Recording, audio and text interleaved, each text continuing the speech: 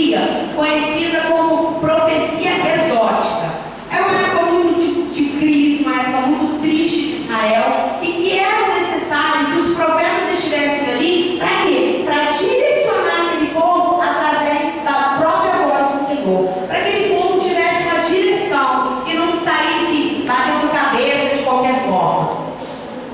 Existe uma palavra, não preciso abrir, que se encontra lá em 1 Samuel 9:10, que diz assim: então disse Saul ao moço: bem dizes, bem pois, vamos. E foram à cidade onde estava o homem de Deus.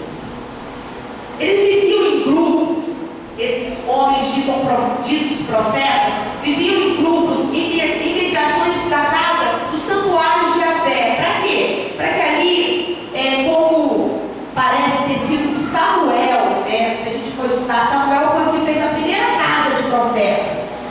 Samuel estava ali e todos aqueles que tinham dons proféticos, que queriam servir ao Senhor, que queriam profetizar, iam para lá. Mas eles não iam para lá para profetizar, eles iam para lá para aprender com Samuel, caminhar junto com Samuel. E uma coisa muito interessante: por que eles eram filhos? Porque eles chamavam eles de pai. E aqui a gente vai seguindo e diz assim: então, essa dita escola de profetas que podem ter sido, eu pesquisei, e diz que foi instituída, criada por Samuel em um determinado momento. E diz assim, que primeiro chamaram os mensageiros de Saul, e também eles profetizavam.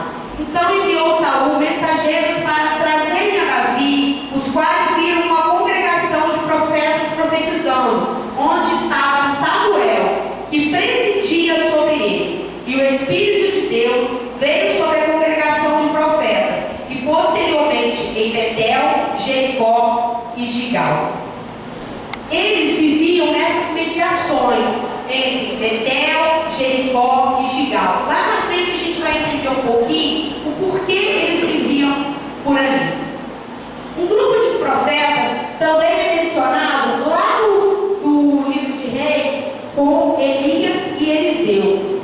Eram escolas organizadas a fim de despertar os que tinham dons proféticos o cultivo de uma vida reta, de retidão e consagração na preparação espiritual deles, para que pelo ministério fosse refreada a apostasia que era promovida por todos os profetas de Baal naquele tempo. Para que eles não tivessem desobediência contra a palavra de Deus. E nota-se especialmente a grande importância que eles davam ao Espírito Santo de Deus. Filhos dos profetas. Quem eram os filhos dos profetas? Tratavam-se, como eu disse, dos discípulos dos profetas, que eram ensinados por esses profetas de mais idade e de renome também. E um deles, acerca do que a gente vai relatar mais, era Eliseu.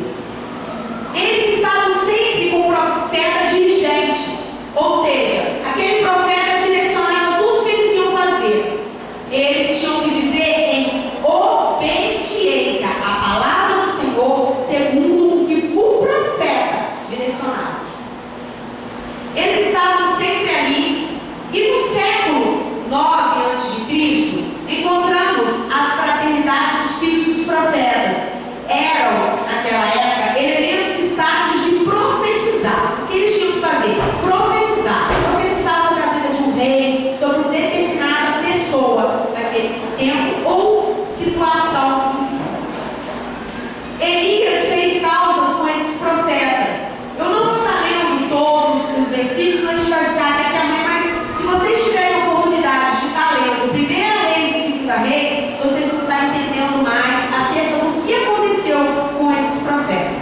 Os filhos dos profetas, pelo que parece, concentravam-se em 3 locais, que foi o que eu disse: Gigal, Betel e Jericó.